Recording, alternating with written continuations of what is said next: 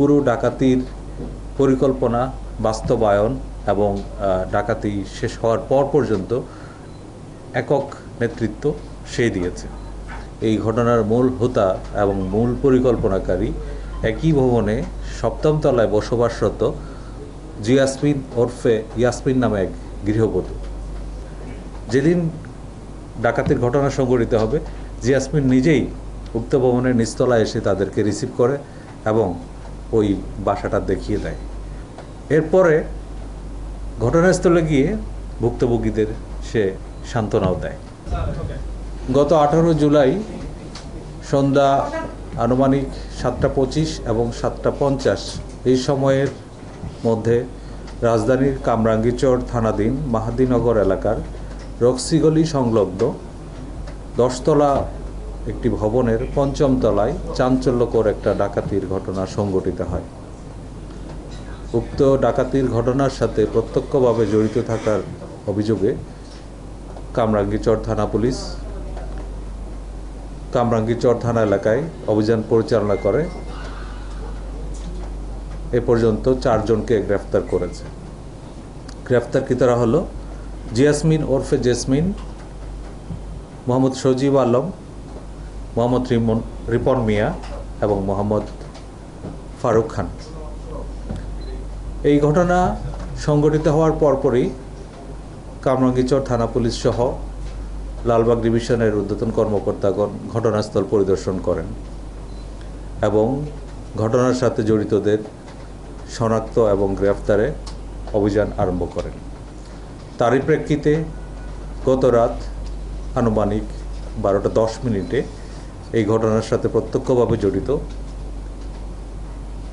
মোহাম্মদ সজীব আলমকে কামরাঙ্গীরচর থানাধীন মুসলিমবাগ এলাকা থেকে গ্রেফতার করা হয়।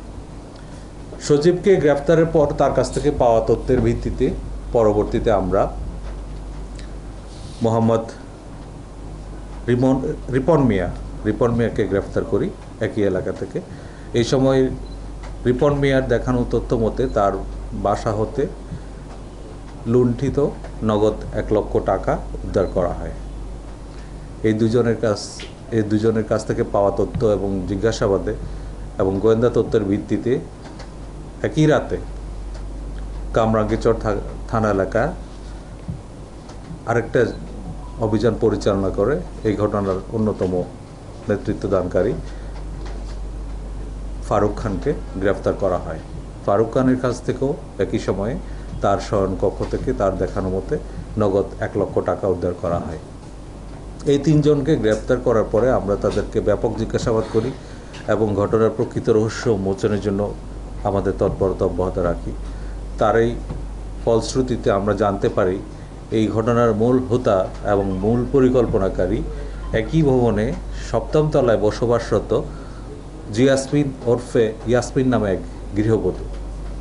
এই চাঞ্চল্যকর ডাকাতির ঘটনা তদন্ত করতে গিয়ে আমরা দেখলাম পুরো ডাকাতির পরিকল্পনা বাস্তবায়ন এবং ডাকাতি শেষ হওয়ার পর পর্যন্ত একক নেতৃত্ব সে দিয়েছে এবং এ পর্যন্ত তাকে আমরা আজকে সকালে তার বাসায় অভিযান পরিচালনা করে গ্রেফতার করি এবং তার বাসা থেকেও নগদ 20,000 টাকা উদ্ধার করতে পেরেছি।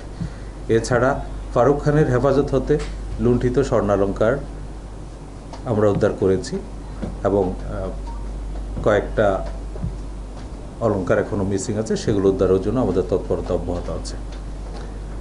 এই ঘটনার তদন্তে আমরা জানতে পারলাম যেহেতু জিয়াসমিন ওরফে ইয়াসমিন ওই বাসায় বসবাস করত, তার সাথে ওই ভবনের 5ম তলায় বসবাসকারীদের নিয়মিত যোগাযোগ ছিল এবং ওই বাসায় যোগাযোগ ছিল এবং সেই বাসাতে যে নগদ টাকা গচ্ছিত ছিল এই ব্যাপারে জিয়াসমিন অবগত ছিল।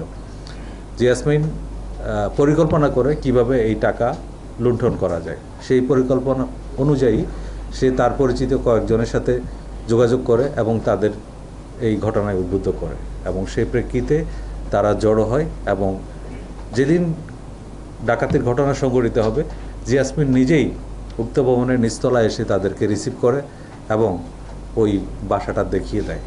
পরবর্তীতে জিয়াসমিন তারা যেন প্রস্থান করতে পারে নিরাপদে সেটাও নিশ্চিত করে এবং এরপরে ঘটনাস্থলে গিয়ে ভুক্তভোগীদের সে সান্ত্বনাও দেয়।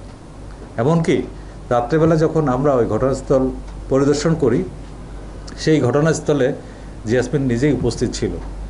এখানে আরেকটা মজার তথ্য হচ্ছে, এই ঘটনা পরবর্তী যখন মামলা রুজু হয়, শুরু থেকে শেষ পর্যন্ত জিয়াসমিন তাদের সাথে ছিল এবং এই মামলায় নিজেকে একজন সাক্ষী হিসাবে সে রেখেছে।